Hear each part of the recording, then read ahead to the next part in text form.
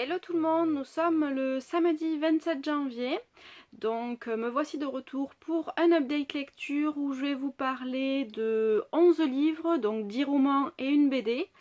Alors cette semaine j'ai eu 4 romans et la BD où j'ai mis 16 et moins, et donc les 6 autres si je ne m'abuse où j'ai mis 17. Alors j'ai pas eu de vrai coup de foudre, 17 parce que j'ai passé des très bons moments, mais pas de coup de cœur et pas de lecture énorme.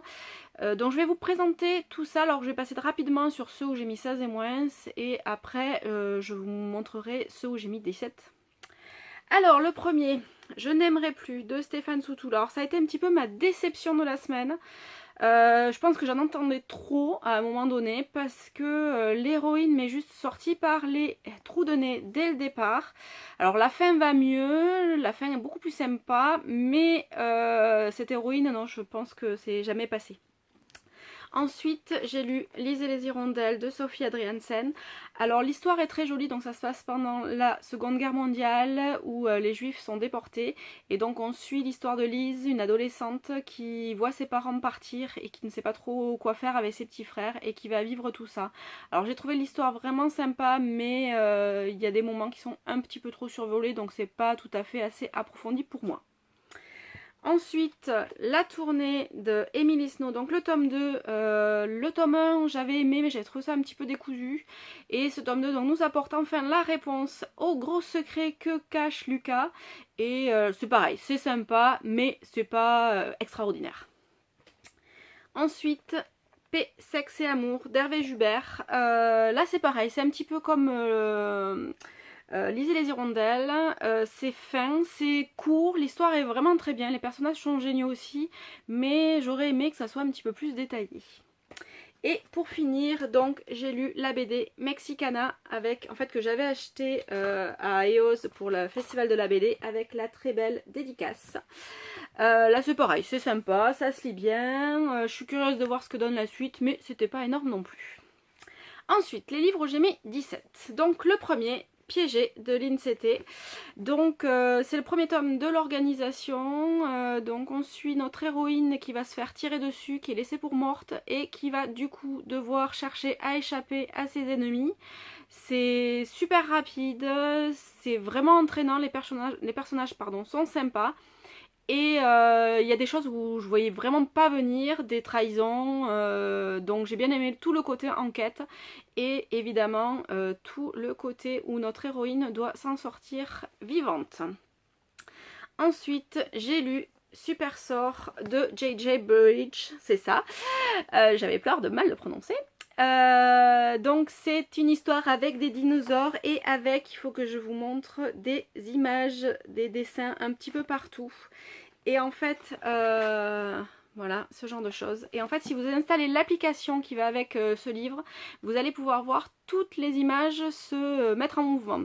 Alors j'ai pas installé l'application moi sur le téléphone, mais JJ nous l'avait présenté lors du salon de Montreuil et j'avais trouvé ça vraiment génial.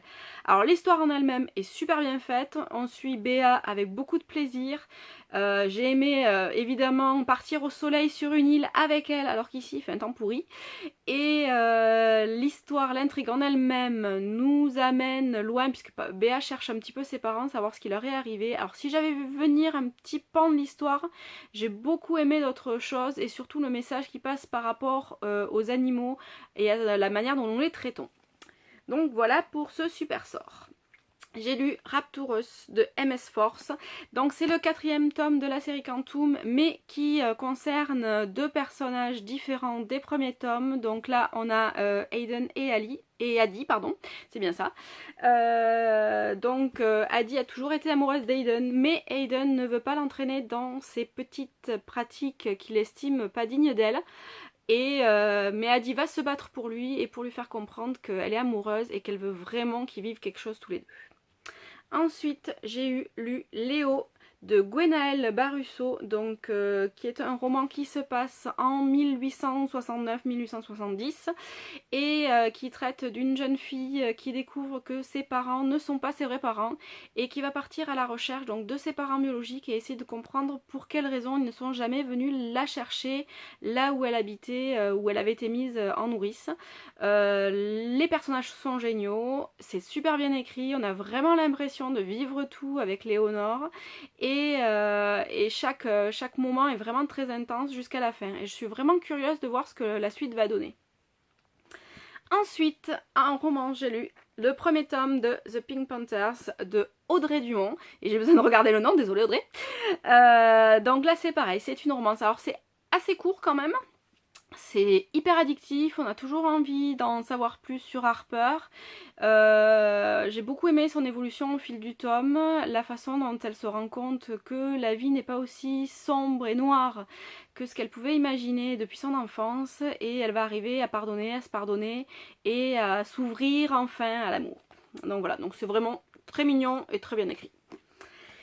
Et pour finir, Paris est tout petit de Maïté Bernard. Donc c'est l'histoire de Inès qui est une lycéenne en terminale qui espère rentrer à Subdeco, enfin qui fait tout pour et qui vit dans une zone où ils ont pas, sa mère n'a pas forcément beaucoup d'argent et donc elle va être obligée de faire des ménages pour gagner elle aussi un petit peu et participer à la vie de leur famille.